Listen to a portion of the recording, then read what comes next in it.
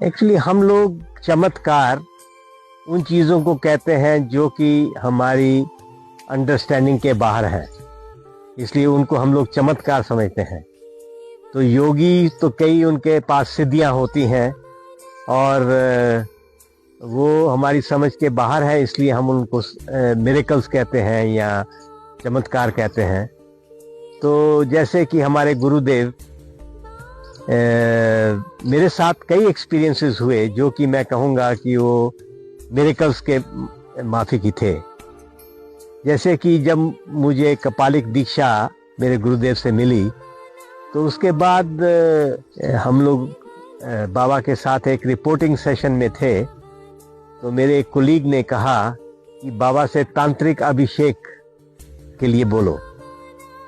तो मुझे मालूम नहीं था उस समय तांत्रिक अभिषेक क्या होता है, लेकिन उसने इतनी जोर से बोला कि बाबा ने सुना। तो बाबा बोले क्या चाहता है?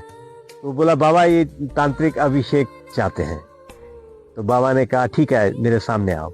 मुझे सामने बुलाया और उन्होंने अपनी छड़ी से मेरे जो हेयर थे उसको केवल टच किया, और जैसे ही उन्होंने टच किया मुझे लगा कि जैसे एक टन का लोड जैसे मेरे माथे से किसी ने उतार दिया हो।